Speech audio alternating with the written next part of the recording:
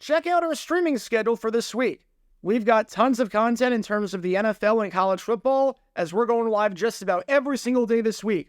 So make sure you hit that notification bell so you don't miss a single moment where we go live. And now, on with our feature presentation. There are many things that I'm thankful for this Thanksgiving, but one of them is the fact that my team never employed Josh McDaniels as its head coach. McDaniels is widely remembered today as one of the worst head coaches in the history of the sport to get multiple chances.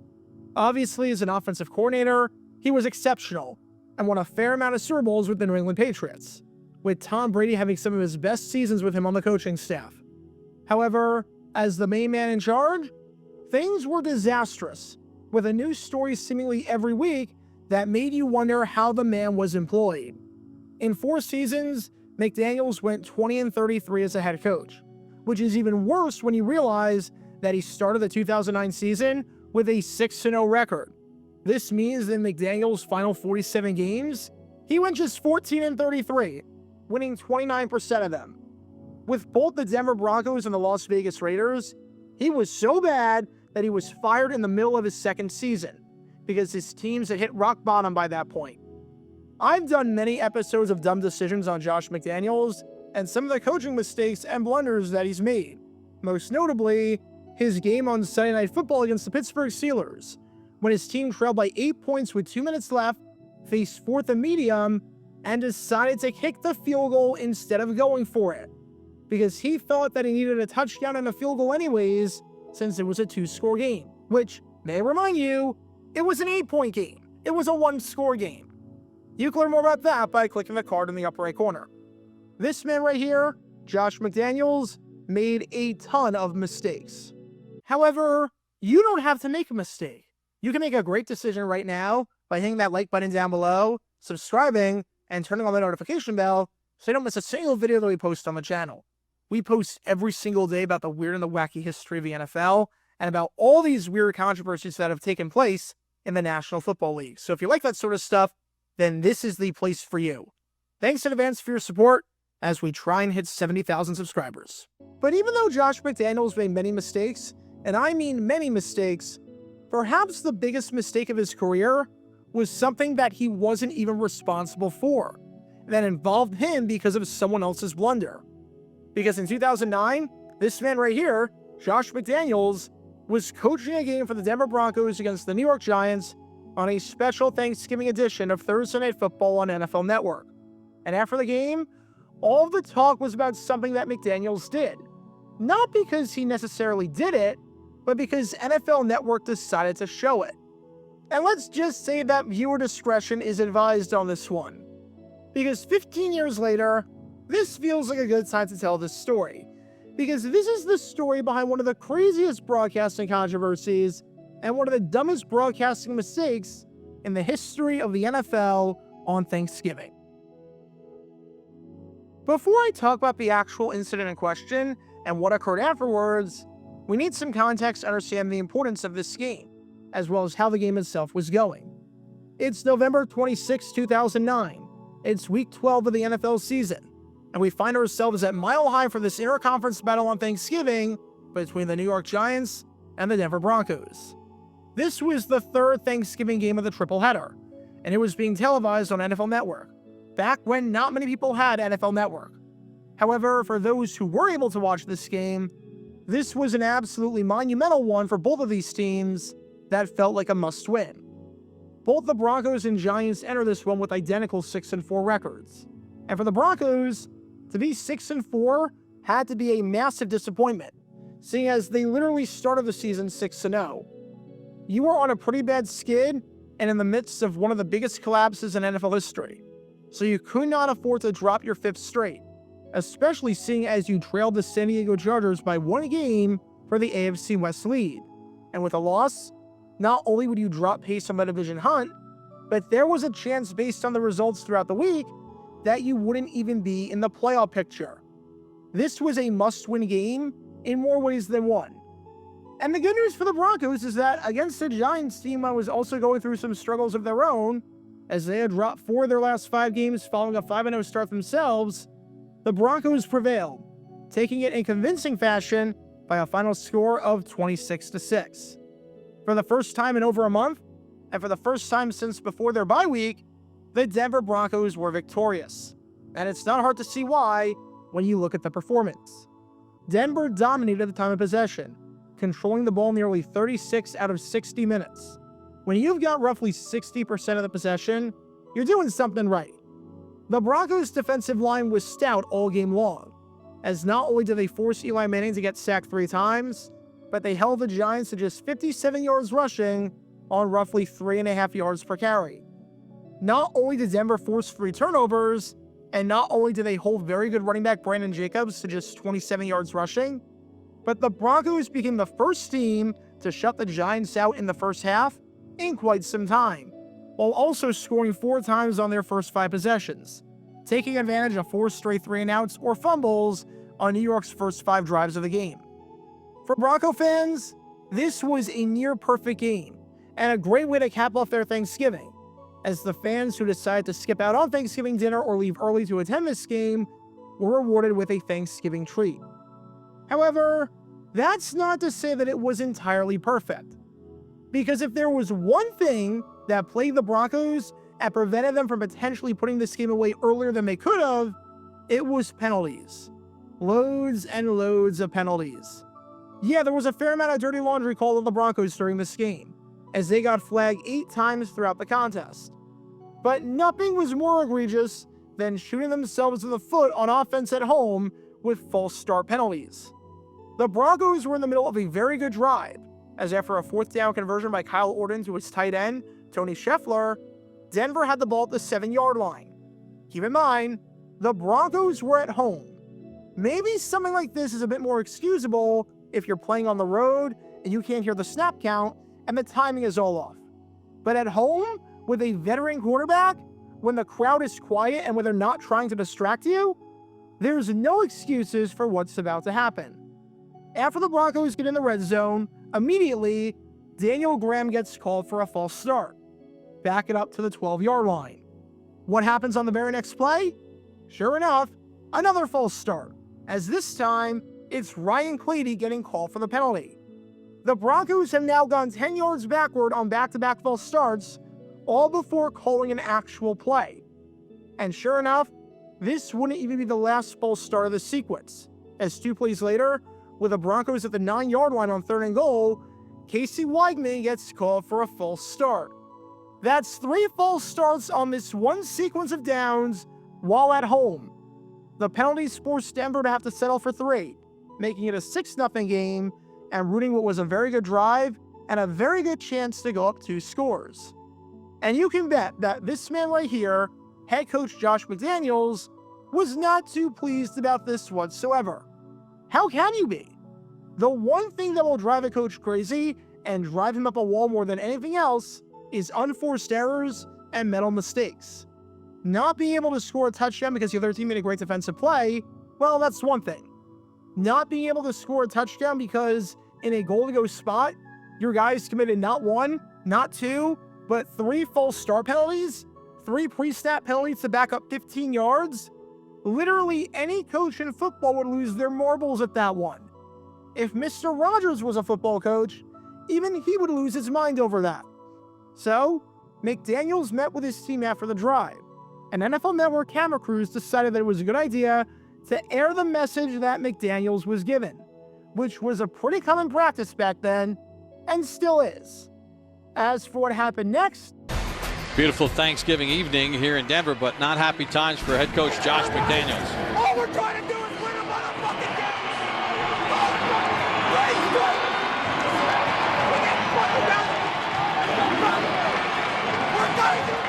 Josh McDaniels pretty livid. Yep, that's right. You heard that. Josh McDaniels dropped an F-bomb. Now, the fact that McDaniels cursed at his team, not even remotely a big deal. Coaches curse at their players all the time and use profanity for emphasis or to emote frustration. Profanity runs rampant on those sidelines. Heck, one of the most famous soundbites of all time on the sidelines is Vince Lombardi using the HE double hockey sticks to question what was going on. If you don't think that players and coaches curse on the sideline and use profanity, then I've got some beachfront property in Nebraska that I'd like to sell you. However, what was insane was the fact that in front of a national audience, that NFL Network aired this completely uncensored, and no one, not one single person, noticed that McDaniels dropped an F-bomb. It would be one thing if this was caught on a hot mic and there wasn't enough time to notice. That happens. Hot mic incidents like that happen. Even with the 7 or 8 second delay in the wake of the Janet Jackson-Justin Timberlake controversy and the Super Bowl 38 halftime show, sometimes hot mic moments slip through the cracks. Even happened one time during the Nickelodeon broadcast.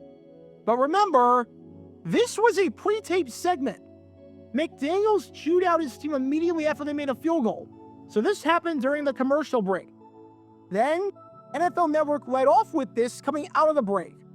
NFL Network had, at a bare minimum, a solid 60 seconds to either can the segment or censor that part out, which is like an eternity in the industry.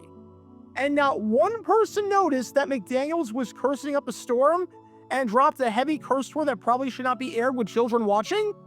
Now, it's not as though NFL Network could get fined by the FCC for this display of profanity, even though plenty of children were watching.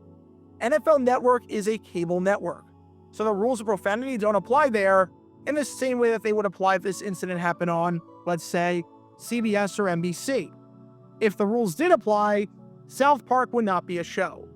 So the NFL wasn't in any sort of financial trouble whatsoever with this incident. Having said that, for something like this to slip through the cracks, yeah, that caused an uproar. The NFL Network broadcast crew had to issue an apology on the air for airing the profanity, which you can listen to here. So slight change of plans when it comes to this, as I was editing this video. We know that the apology came in between the kickoff that the Giants got the ball at the 20-yard line and the first play from scrimmage that the Giants had after trailing 6-0. So after the touchback, before the first play from scrimmage, they came back onto the air after that kickoff commercial next play. In that stretch, they came onto the air and issued an apology for the remarks. We know that from various newspaper reports, and we know that from other sources. But if you watch the game on NFL Plus, and they have archives of every game from 2009 on, if you watch it on NFL Plus, they scrub that apology entirely. If they gloss over it, they pretend as though this never happened. They don't want to draw any attention whatsoever to the fact that McDaniels dropped an F-bomb and they aired it live on the air. I want to show you what it looks like on NFL Plus if you watch the broadcast. Dominic kicks in, and for the third time, it'll be a touchback as the Giants will start 1st and 10 from their own 20-yard line. See right here, you got... And what's also interesting, if you watch the game on NFL Plus and not a bootleg YouTube recording of the game, the part where McDaniels curses out his team completely scrubbed from the replay of the broadcast. It is not on NFL Plus. I want to show you what it looks like on NFL Plus, just to give you an idea of the NFL really not wanting you to realize that this actually happened and wanting to scrub this from history entirely. Again, the Giants able to hold the Broncos to an attempt of 3. Prater knocks it through. Daniels pretty livid at his ball club. Prater with the kickoff. And afterwards, Eric Weinberger, the executive producer for NFL Network, was mortified about this and apologized for what he called a terrible mistake. As Weinberger said, no one heard it as it was said. It would never have been aired. It was at the end of the clip, so we missed it. Weinberg even said that he probably said the same thing that McDaniels did in the production truck once he saw that clip go on the air uncensored, which is code for, I dropped the biggest F-bomb in my life once I realized that millions of people heard the word that they were not supposed to hear on a non-hot mic moment. Weinberger continued by saying, we're not in this business to do that. We're in this business to show sports and to show the most emotion that we can show. Obviously, though, there are limits on the emotion that can be shown. You can't just have a ton of kids watching and looking up to these guys as role models and have F-bombs galore on the broadcast. It's not exactly advertiser friendly. But what's insane to me about the whole thing is that this man right here, Josh McDaniels himself, had to issue an apology. Seriously, Josh McDaniels had to apologize for cursing in the days afterwards, even though this was not his fault in the slightest bit. As McDaniels said, "I want to make sure I apologize for anybody that was offended with the language that I used the other night on the sideline during the game. I certainly didn't intend for that to come across in that fashion. I hope that never happens again, and I'll try my best to make sure that it doesn't from my end. But anybody that was offended by that, young or old, I know that's not the kind of example that I want to set or we want to set here with the Broncos organization, and would ask people to accept that apology for that incident." Apology accepted, because to be honest, I don't even know what McDaniels has to apologize for.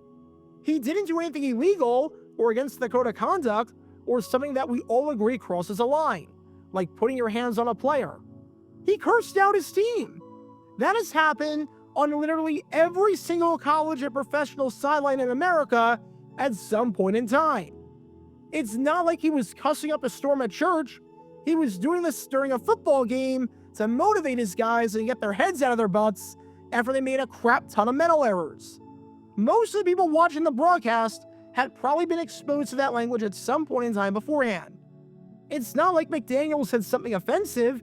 He was using language to his players that every player had heard and used before. Want to know how commonplace this is? During one game earlier in that same 2009 season, Seattle Seahawks defensive coordinator Gus Bradley was mic'd up, and this aired during the Seahawks weekly show after a poor defensive series by his team. Take a listen. Get up here, defense! Hey, I want to see all the defense right here, right now! Right now! Defense! Listen. I'm telling you, you take this whatever you want to take.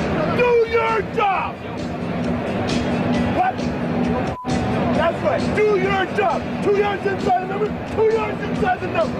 Don't f***ing show the shell early! It's not there, triple! Hold back, show f***ing cover 2! Do your job! And you know what? We got a chance on third down. You see it high. It's all f***ing weak. Play the f***ing high. I tell you, it's 3rd and 5. Trips. CN short. Bam is high. Play the shit. You understand? I said what? Problem speed down. You'll take away the draw. We don't fucking brawl.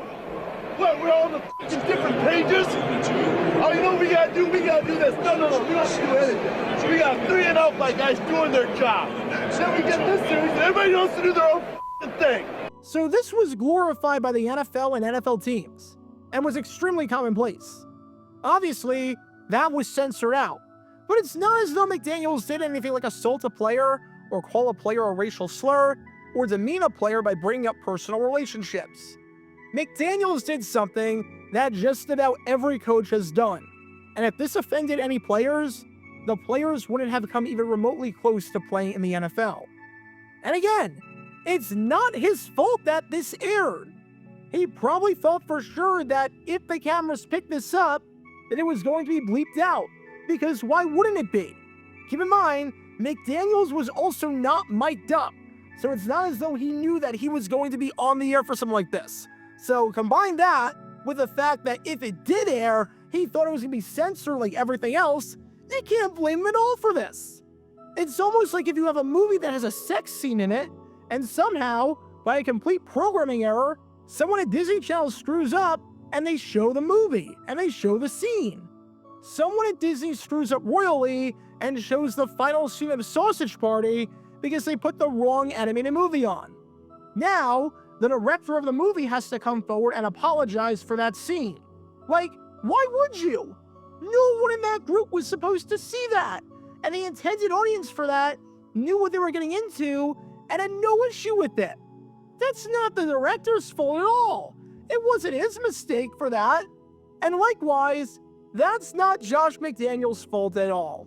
This was a massive screw-up on NFL Network's part, and Josh McDaniels, in the middle of a playoff run, just happened to be caught in the middle of it all. As for what happened to the man who coached this team behind me right here, Josh McDaniels won one more game for the remainder of the 2009 season before he ended the year with a disappointing 8-8 record. And I say disappointing because the Broncos started the season 6-0, meaning that McDaniels lost 8 of his final 10 games to close the year off. NFL Network would continue to air the Thanksgiving nightcap of the triple header up until 2011, when in 2012, NBC took over and made it part of their Sunday Night Football package, where it remains to this day. And as of this video getting released, when it comes to this team behind me right here, it's the last time that the Denver Broncos have played a game on Thanksgiving. However, that's not to say that they have not had their fair share of incidents and memorable moments in the past. If you want to learn more about a 2005 game that the Broncos had when they played the Dallas Cowboys and Ron Dayne just ran wild on the Cowboys, click the card in the upper right corner. If you want to learn more about a 2001 game that the Broncos had on Thanksgiving, which was also against the Dallas Cowboys, and involved one of the dumbest coaching decisions you'll ever see in your life, where Dave Campo, the coach of the Cowboys, decided to kick an extra point for some reason instead of going for 2, even though going for 2 would have made it a 1-score game, click the card in the upper right corner. And going way, way back, if you want to learn more about a time that the Denver Broncos played on Thanksgiving in 1969 against the Kansas City Chiefs, and a promotion gone horribly, horribly wrong, you can do so by clicking the card in the upper right corner. Safe to say, the Broncos have a lot of history on Thanksgiving, both good and bad. So what's the moral of the story? If you're broadcasting a game or any television program and no cursing is allowed, then make sure you give everything a look and give it a proofread, especially if you have time to play with. Don't air something that you don't know what the contents of it are. Picked up on a hot mic? Alright, that's one thing, that happens to everyone. But to have 60 seconds to decide whether or not to air a pre-taped 10-second segment? Mistakes like this, especially at this level, should not be happening. I don't know how many people were truly offended by this, partly because A, it's a football game, and B, partly because no one had NFL Network back then. But regardless, something like this should not be happening on a professional NFL broadcast. And it was a massive mistake on the part of the production truck. Because on Thanksgiving Day in 2009, WTF didn't stand for Woo! Thanksgiving football. It stood for something completely different. Be sure to like and subscribe if you have not done so already, as it helps the channel out a lot. And check out my other channels, JG8 for the history of college football, JG7 for the history of baseball, and JG9 News, where we talk about all things happening in the NFL. Join me every Wednesday night at 8 p.m. Eastern, where we'll play live NFL trivia for cash prizes. And make sure to join me live, as we're on stream just about every single day. And thanks to all our Patreon members and our YouTube members for helping out the channel. See how you become a member and show your support financially in the description down below.